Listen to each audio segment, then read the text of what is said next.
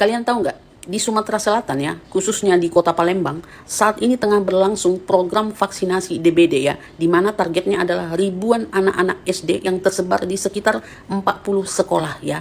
Dan kalian tahu nggak, setiap anak yang mau divaksin mendapat uang 350.000 ya. Dan ibu-ibu ya yang ikut sosialisasi vaksin ini juga mendapat uang 50.000. Ketika ditanya kepada Dinkes ya, itu uang untuk apa ya? Dinkes itu menjelaskan bahwa uang 350.000 itu adalah uang kompensasi, uang transport, bukan uang karena mau divaksin.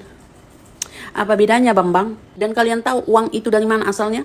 Dari perusahaan farmasi yang membuat vaksin tersebut. Jadi, program vaksinasi ini merupakan kerjasama antara pemerintah, kampus seperti Universitas Sriwijaya, dengan perusahaan pembuat vaksin tersebut. Jadi, ini bukan program uji coba ilegal, kata mereka ya. Tapi, kok ada kalimat akan ada pemantauan sampai beberapa tahun ke depan.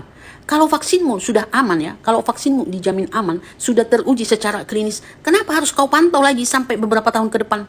Udah gila ya kalian ya. Sampai kampus juga ikut bekerja sama untuk mencucuk anak-anak. Ini yang disasar itu anak-anak loh, anak-anak SD. Jadi ada dua vaksin ya, yang paling sering digunakan di seluruh dunia ya, vaksin DBD ya. Sebenarnya ada beberapa, tapi yang dua ini yang lebih sering digunakan. Yang pertama itu adalah vaksin Dengvasia ya. Ini dibuat oleh perusahaan farmasi Sanofi Pasteur ya, sudah digunakan sejak tahun 2015. Nah, vaksin Dengvasia ini hanya direkomendasikan kepada orang yang sudah pernah kena DBD ya.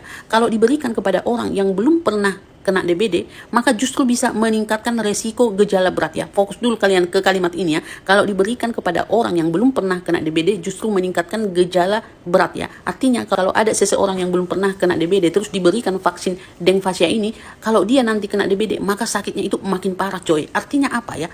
Kalau ada vaksin seperti ini yang justru meningkatkan resiko gejala lebih berat, artinya tidak tertutup kemungkinan ada vaksin lain yang juga seperti itu ya kan. Ketika diberikan kepada orang yang belum pernah kena, maka sakitnya justru lebih parah coy. Nah, vaksin yang kedua itu adalah vaksin Qdenga. Aku nggak tahu cara bacanya, pokoknya Qdenga ya, seperti ini nih. Nah, vaksin ini dibuat oleh perusahaan farmasi Takeda ya. Sudah disetujui di beberapa negara ya, di beberapa negara doang ini ya, tahun 2022. Nah, vaksin Qdenga ini katanya bisa diberikan kepada orang yang belum pernah kena DBD ya. Dan inilah vaksin yang diberikan kepada anak-anak SD di kota Palembang saat ini.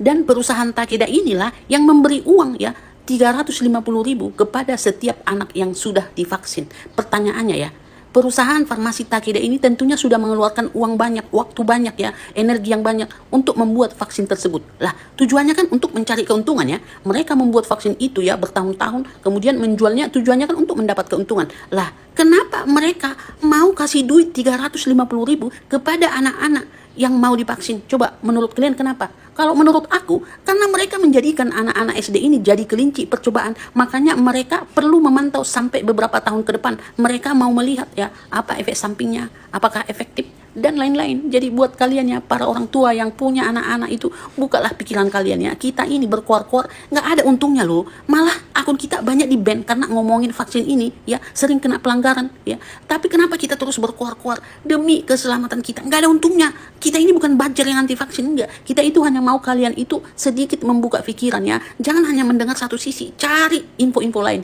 biar pikiran kalian itu terbuka gitu loh. By the way, program vaksinasi ini sudah dimulai sejak Oktober 2025 dan sampai saat ini masih berlangsung coy, bahkan semakin digalakkan.